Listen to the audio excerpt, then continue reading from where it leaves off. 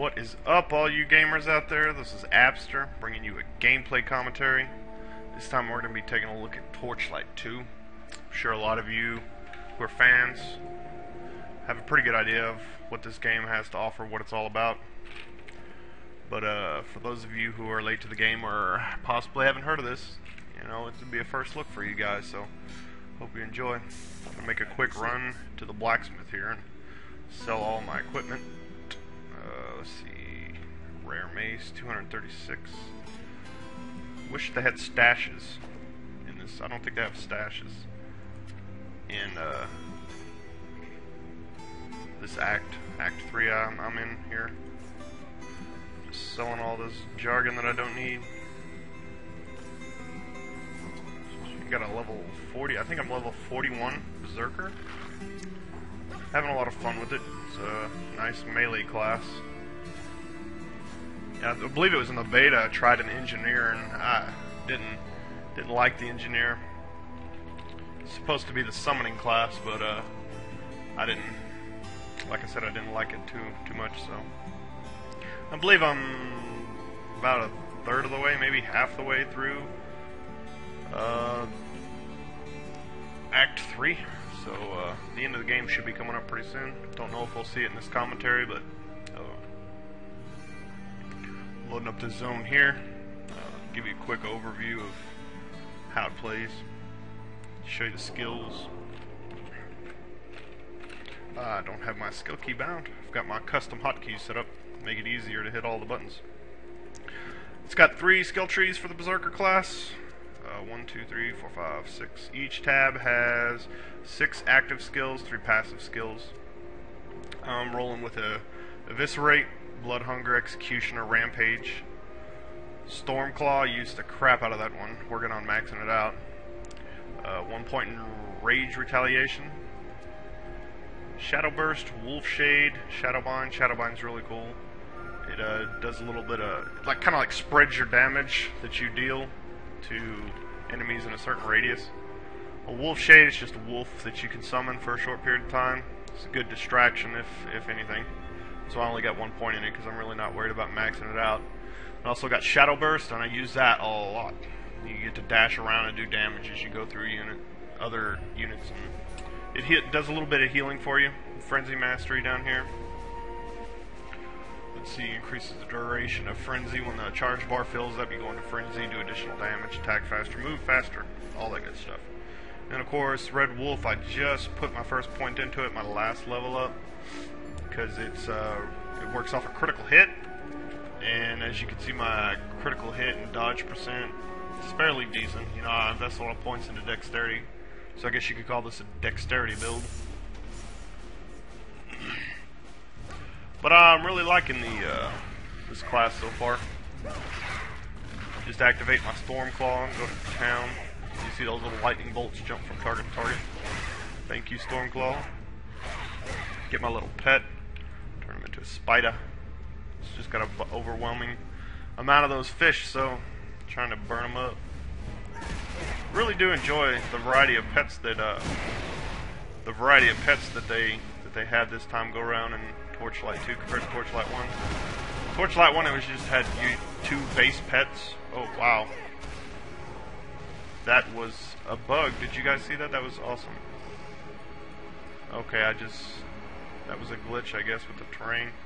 But yeah, I think there's like 5 or 6 different pets that you can go with this time, and I just went with a little pug. It's the best looking pet in my opinion. Taking out some of these gargoyles, keeping my buffs up. Yeah, here we go. You really see that Stormclaw do its magic and a lot of group here. Pop a potion. Not seeing as much critical strikes as I'm used to seeing. Okay, here comes a special mob here. Gotta kind of use my dodge here to burn through them so I don't get hit. These guys have one-shot me before, and I don't know if it's because I'm not allocating my stat points right, but they do some pretty beastly damage. I don't know if berserkers are known for being, I guess you could call fragile, but I mean, I haven't had too many problems. It's just on certain mobs like these guys. I gotta be really careful or I can get one shot. I believe I'm rolling on normal difficulty. There's several different difficulty levels that you can go with, and I just went for normal because, you know, I've been playing RPGs for a while, so I figured easy would have been way too easy for me, and hard. You know, I'm really not up for a challenge right now at this moment because I just want to get through the game, see what it's like. The quests and the storyline in Torchlight 2 compared to Torchlight 1 is so much better. I believe in Torchlight 1 it was just one simple quest and you did it over and over and over again. Go to this area, collect this item, and then they had that side quest where you go to this level and you kill this named mob. And you come back, and that's all the quest there was to that. And I actually did a review of it when I was a content producer for, I believe it was called Hub Pages, I believe. I don't know, but I did the review and it got a lot of responses, but I mean, I played the game and I really enjoyed it, but the review was kind of like how bad the game was, you know? I tried to make the article appear to be as honest as I could. You know, I pretty much told them what I thought of the game, you know? And in that article I was saying, it's a decent game, you know, if you like Diablo, you're going to love this game, but if you're looking for a lot of special content and a lot of things to do, it's really not the game for you because there's just not a lot going on in Torchlight 1. And I got a lot of comments on it about people telling me that, oh, you didn't know what you're talking about. You know, this is a horrible review, this guy's, you know, just causing all kinds of drama. But I didn't care because the place where I wrote that article, I actually get paid per page view on it. So, I mean, it generated a lot of traffic. I ended up making somewhere in the vicinity of about $20 off that one article. And this is when, you know, a couple of weeks after Torchlight was just released in it. So, you know, I was happy about it. Getting good replies or bad replies, I really didn't care because I was getting page views. I was making bank on that article. So, but ever since that, I kind of lost interest. I actually got a real job. That actually used to be my main job, but I got a real job and didn't have enough time to put towards writing all those articles for them, and I guess they kind of kicked me out of the little group that they had there, and they've changed a lot of things where you have to sign up for these articles, and the editors just don't want to approve me to write for the gaming community anymore, because I guess I was gone too long, and they're looking for more solid people in there. But I figured, oh, what the hell, I'll just start making videos for YouTube, because, you know, videos, in my opinion, are a lot faster, a lot better, and a lot more fun to do than written articles. So, and with the page views, it kind of works the same way. So, if I get enough subscribers and viewers, I can hopefully get back up to making as much money as I was when I was writing articles. That's the goal with it. So, but yeah, Torchlight 2. I swear this came out. I forget when it came out compared to Diablo 3, but this game is leaps and bounds better than Diablo 3, hands down. I don't care if you're Diablo fanboy. I've invested over 500 hours between 2 or 3 different characters in Diablo 3, and it was just so frustrating. You know, I'm not an elitist player, and I guess you could call me a try-hard. But I didn't spend any money on a real money auction house, so I kind of never had really decent gear. I was a pretty decent player. It's just, you know, I wasn't as good as some of the top players, you know, that were running live streams. I don't think I ever actually cleared, what was it, last act, Act 4 on Inferno. I think my monk, the tune that I've invested most of my time into, he's almost died there. He's stuck right before killing Asimov in Act 3 on Inferno, and that's even here recently with the patch changes where they supposedly made it easier, but I honestly can't tell the difference. Maybe I'm just doing it wrong, but the game just got too frustrating for me because of the items in there. They are just so ridiculous. You've got your your 6 main stats and then 2 to 3 main mods on all of the items that you look for, and if the item doesn't have that and they're not higher than what you currently have equipped, that's all she wrote. Whereas Torchlight 2 here, there are so many different items, and they kind of synergize with the skills that you have available to you for each class. Like, mainly on this character, on my berserker here, I'm picking up a lot of items that have a plus crit to it, and I picked a lot of the skills in the skill tree with the berserker that rely on critical strike. So I mean, I can not get the most powerful items in the game, but so long as they have crit on it and they attribute to the damage of my skills, you know, I could still be pretty decent, do enough damage and actually complete the game. Diablo 2 had that exact setup with their skills and their equipment. You know, the synergy between them was just amazing, to where you did not have to have the best equipment, you know, to be the boss at it. And Torchlight 2 plays the same way. You take a look at items like Enigma. You know, it was, you know, quite arguably the best piece of armor for pretty much every single class because of that teleportability on it, and you know, the stats on it were pretty nice to boot, but you didn't need it to actually be a badass on that game. I mean, I've invested a lot of time in Diablo 2. I was playing ever since the original Diablo came out, maybe 2 weeks after Diablo 2 was released. I was there, I was on it. I was playing it. To be honest, too, I lost a lot of friends when I started playing that game because they'd always call and say, "Hey, man, you want to go to this? We're gonna go to this party. Want to go hang out and chill?" And I'm like, "Nah, I'm gonna kick back and kill some demons." And you know, I was a dork back then, but you know, that's what I'd say, and they'd be like, "Oh, okay, man. Well, maybe next week." And you know, they'd call next week, and I'd be like, "Nah, I'm kind of busy, man. I got stuff to do this weekend." And that's how much time I invested in Diablo 2, and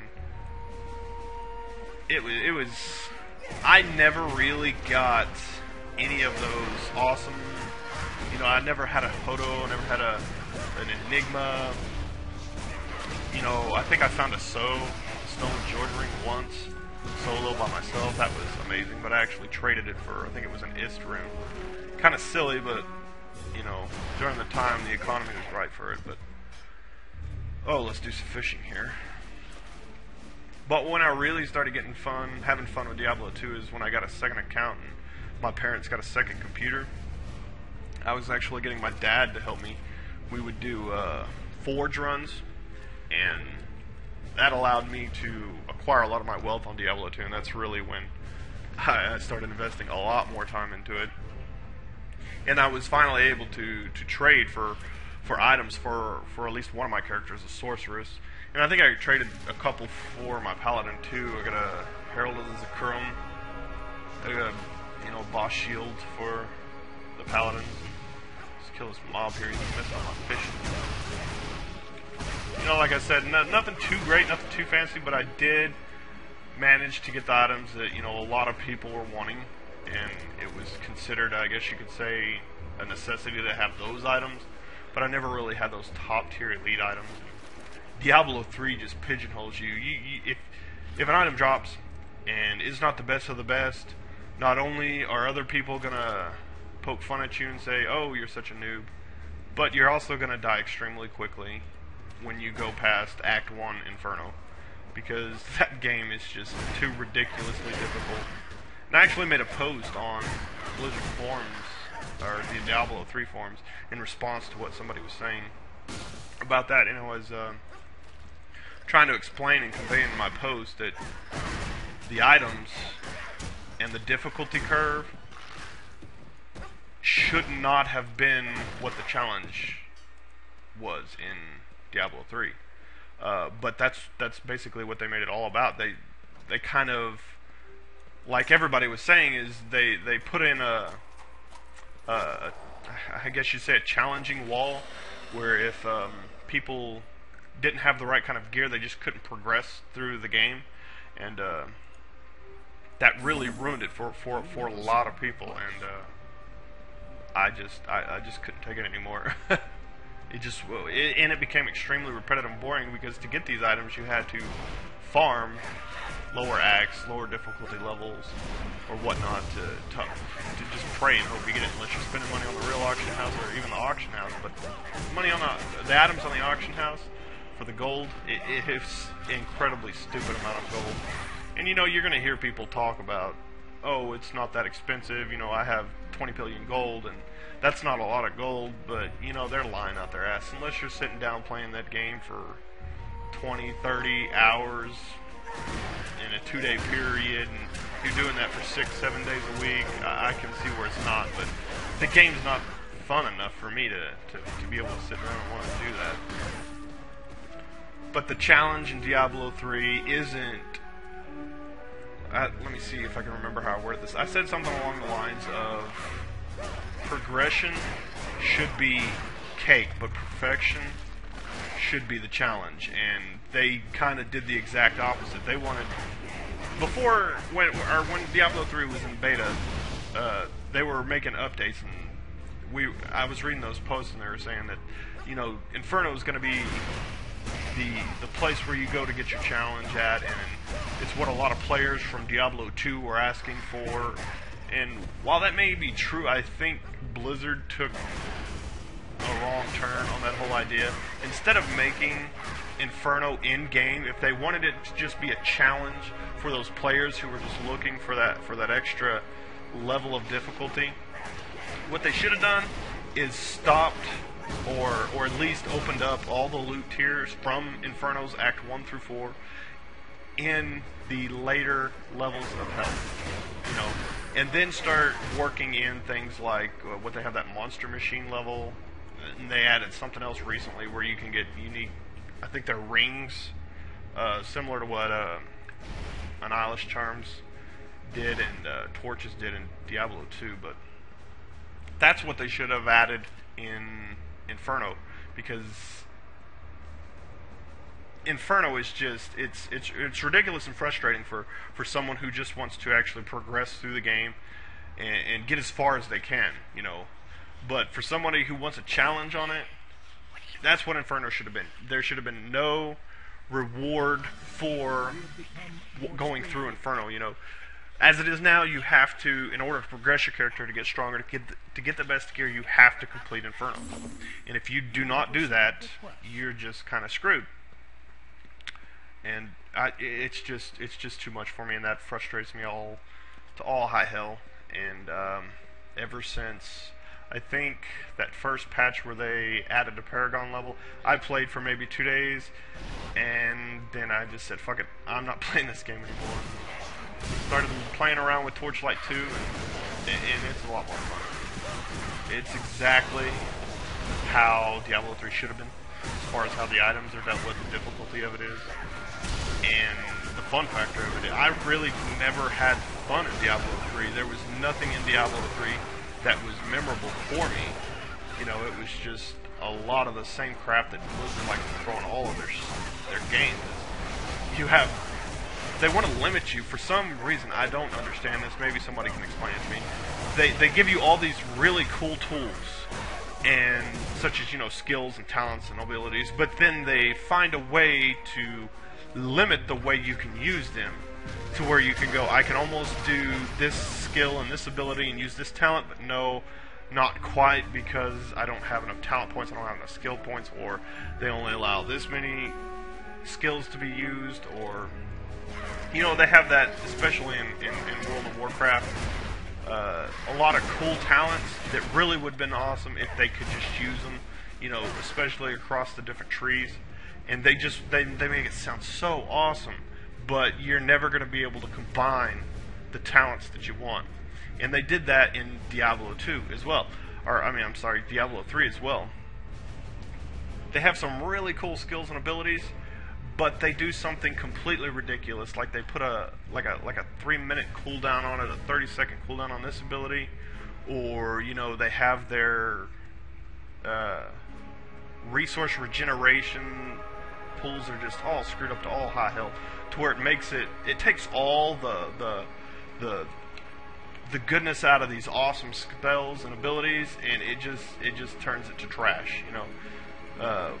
One spell that comes to mind right offhand is seven-sided strike for the monks.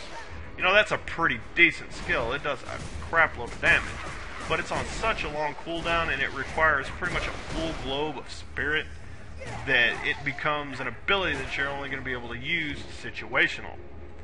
And that, in my opinion, that makes the skill less valuable, less fun, less worthwhile to use. There is absolutely none of that in Torchlight 2, and that's why I'm loving it. I can use all my skills as many times as I want, so long as I've got the energy to use them, and I'm not dead. And the potions aren't on a freaking 1 minute cooldown, 30-second cooldown, whatever it is. Potions shouldn't have a longer cooldown than 10 seconds. If it's longer than 10 seconds, why put potions in the game? It's ridiculous. I don't understand. You add the health globes, yes, sure, that's another way to give your guys some more health, but I mean, and then you put potions in there and put them on such a long cooldown. What is the freaking point? It's just another situational button that you've got to push, you know, and it's just frustrating. But again, that's why I like Torchlight so much, because I could use all of my skills, whatever I've spec'd into, whenever I want, how often I want, so long as the conditions are right, and that's what makes Torchlight extremely fun. The quest I did earlier today was this witch. I forgot the witch's name, but I think that's actually where I'm at here doing. I'm trying to actually kill her. The Cackle Spit. Yeah, Cackle Spit was her name. It was kind of like this. I was collecting one of the last regions for her to brew some kind of potion or reward for me. It turned out to be a troll quest, and it was. Once I got there and turned it in, the rewards, I was just like, wow, I can't believe I just got trolled. And I thought it was incredibly funny that, you know, Runic Games would throw that kind of quest in here. But the last item that I collected on that was kind of like this arena battle that I had to do. And there were 3 levels to it. And it was just kind of like I was thrown in this pit. And I was locked in this pit. And this mob was kind of just sitting on this throne, and he was overwatching the arena, and he would just be summoning monsters. And, you know, this went on, you know, for me, because my guy doesn't do a whole a lot amount of damage. It took me quite a while to go through each of those events, but I'm telling you that on the final round, I had a blast. It was awesome. My adrenaline was going, my heart was racing, I almost died a couple times, and it was just flat out fun, you know. And a lot of the quests on this I find are like that too, which I'm really glad, because like I said earlier, the quests from Torchlight 1 were just crap. I was kind of expecting not too much in way of quests when Torchlight 2 released. That's like the last thing that it was going through my mind about playing this game is, oh, let's see what the quests are going to look like, because I kind of knew that they were going to all be kind of horrible. But I actually started playing, and these quests are pretty fun.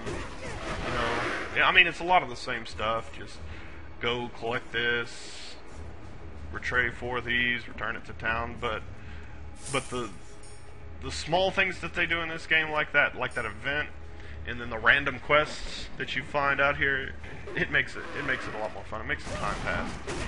And you know, that's why I play this game, just to pass the time. I've got free time, and gaming is a hobby. And Torchlight appeases that. So, but originally I got into Torchlight 1 because of the modding tools. It's like the only reason I ever found out about the game is because I'm a hardcore modder, or I don't know if you could say modder, but I like creating things with tools the game developers and game companies give you, like map editors, level editors. That's what I'm all about. I like creating things. That's what got me into Torchlight. I figured, well, in order to understand what this editor is capable of, I'm going to actually have to play through the game and see what the gameplay's like, so I can kind of base out my ideas off of all the kind of things that I see that they actually did with their editor. And that's what I was kind of banking on when Torchlight 2 came out, but of course I forgot. They did this in Torchlight 1 too, but they released the game without the editor. And they were hyping the crap out of the editor, saying, oh, it's going to be the most powerful editor, yada, yada, yada. But yeah, I think it took maybe a month after Torchlight 1 was released to get that editor finally released. And It looks to be like they're doing the exact same thing with Torchlight 2. The editor, I believe they call it Guts this time around. It's not Torchlight 2, but it's called Guts. Yeah, as long as it's been now, what was it? I think it's been almost 3 months, and they still haven't released the editor for the.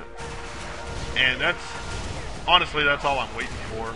But I'm actually getting caught up in this gameplay, and it's fun. I might be rolling a couple other classes and seeing how to do a playthrough through them, because I'm not one to sit here and do the item hunts, get to a level 100, and just be a complete badass and show off. I'm just here to have fun with these games,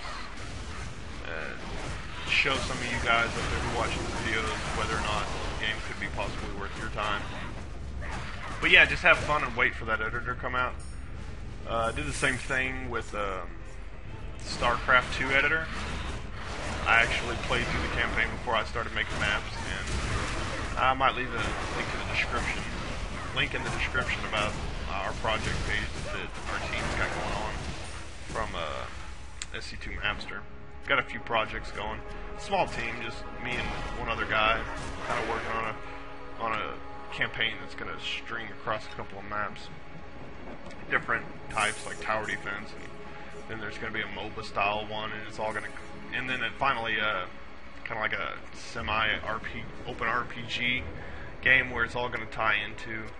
That'll be the final map of the campaign we're going to be doing, which is pretty unique. I don't think a lot of people are doing campaign maps, especially across Battle.net, but I'll probably leave a description or a link to it in the description. If you guys are interested, you can click on it. But running a little long here on time, so I'm gonna go ahead and teleport back to town. See what kind of loot I picked up. I wasn't even aware if I was picking up loot. Yeah, I picked up a few stuff. But yeah, you saw quite a bit of about 20 minutes of at least 20 minutes of gameplay for Torchlight 2. See, my character was level 42. Invest another point in skill. What did I say I was going to max out? What was I working on? I really don't remember. But I'll spare you all the boring details, my personal decisions about builds and whatnot. But thanks for watching it, and I'll see you guys next time.